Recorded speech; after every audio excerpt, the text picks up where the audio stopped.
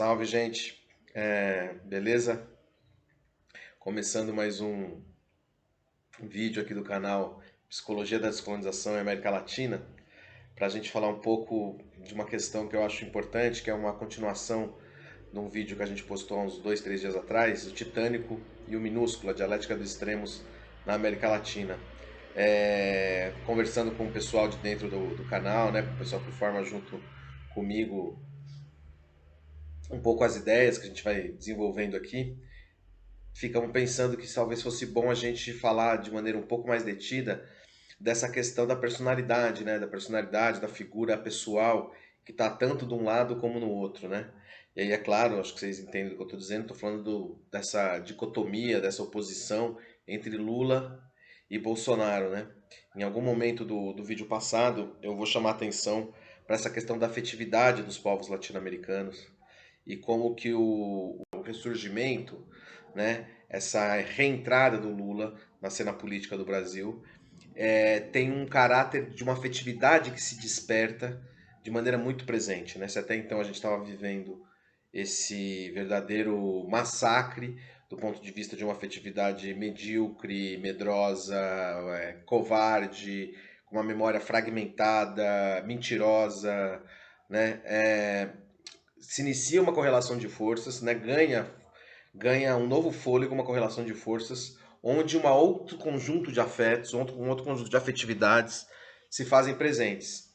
E aí é importante ressaltar isso, que este é um aspecto muito importante, né?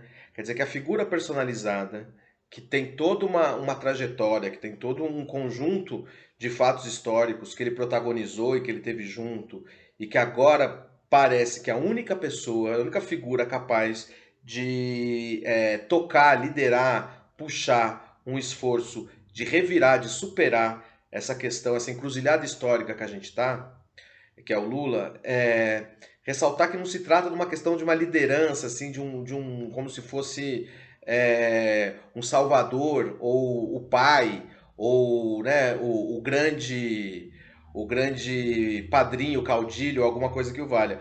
Até acho que tem vários elementos disso, né? E nem sou totalmente crítico ou rechaço completamente esta figura, né? Acho que a América Latina é feita de uma afetividade muito própria, com grandes figuras de liderança, né? Seja no messianismo, seja no grande Inca, seja nos grandes caciques, enfim.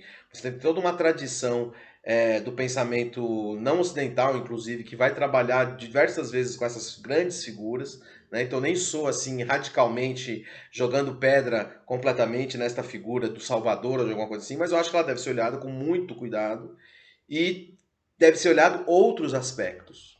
Outros aspectos.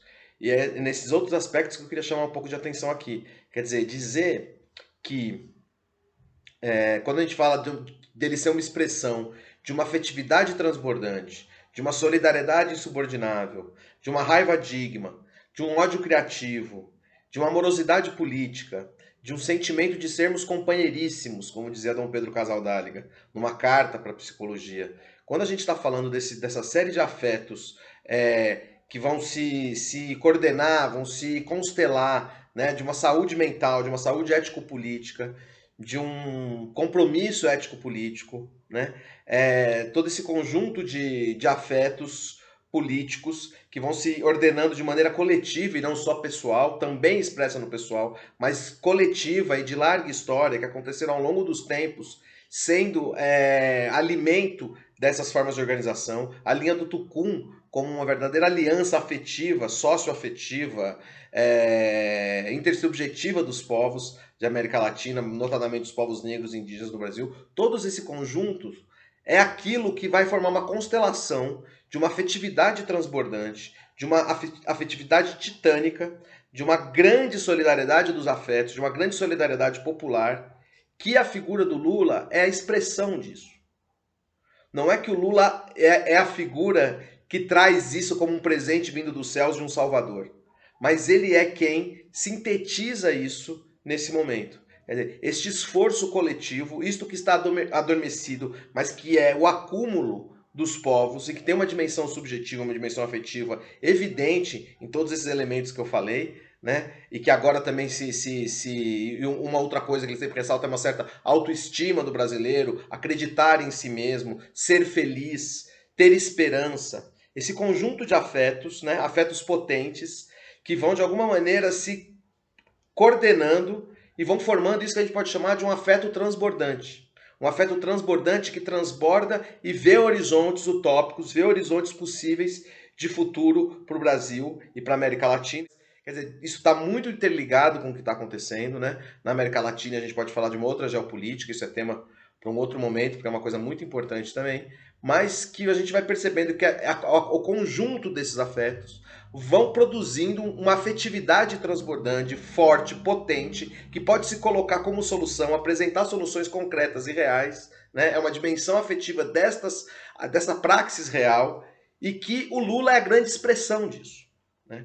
O Lula é a pessoa que sintetiza, por conta do seu percurso histórico, por vários elementos, aquele que sintetiza esse processo, né? Então, talvez fazer uma defesa aqui no sentido de que não é pensar em uma trajetória política ligada a um partido, não é pensar numa trajetória pessoal cheia de contradições e de momentos, mas é pensar num momento histórico onde uma figura, uma grande liderança, com grande carisma, com um esforço muito grande de várias pessoas de habitarem ao seu redor, de representarem esse esforço coletivo, é aquele que tem a representação, que carrega um pouco esta figura de ser aquele que consegue agregar movimentos sociais e várias outras coisas, vários outros esforços aí para produzir aquilo que é necessário, a radicalidade, a força que é necessária para a gente superar esse momento, que é um momento, lembrando da questão da dialética dos extremos, extremamente difícil.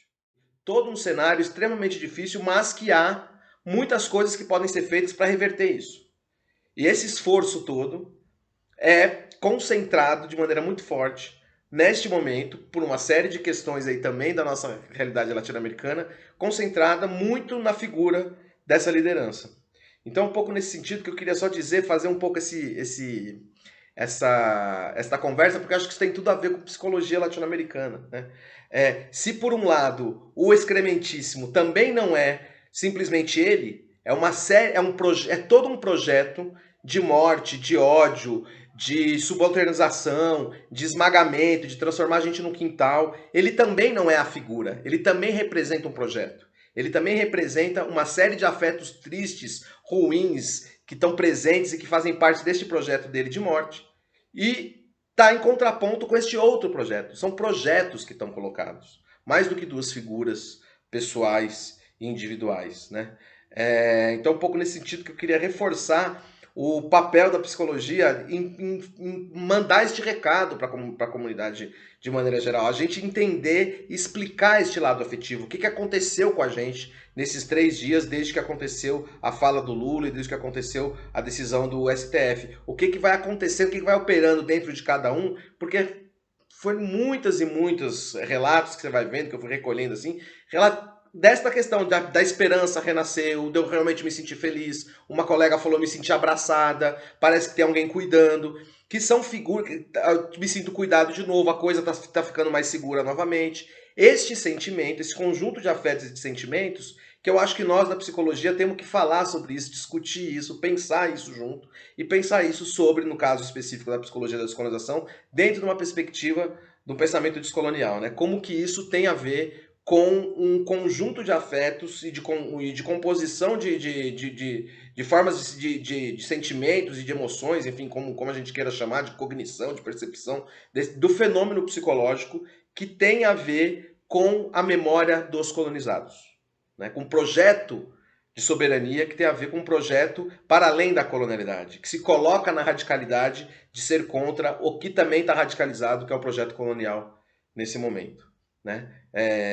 Me estendi bastante mais uma vez, mas sinto que é uma coisa que eu acho que é importante a gente estar desdobrando. Vamos ver se a gente fala mais nesses dias sobre isso, porque entendo que a gente está num momento histórico extremamente importante. Acho que a psicologia tem que se posicionar nesse momento, poder falar o que acha, né? Apontar caminhos e falar do seu espaço onde ela tem mais legitimidade, mais acúmulo. E é nesse sentido que a gente está construindo esses textos aí, para quem está com esses textos, não, esses áudios, para quem está acompanhando aí os desdobramentos do que a gente vem trabalhando como psicologia da descolonização latino-americana. Beleza? Então é isso, gente. Solidariedade, coragem e vamos que vamos. É nóis. Valeu. Saravá.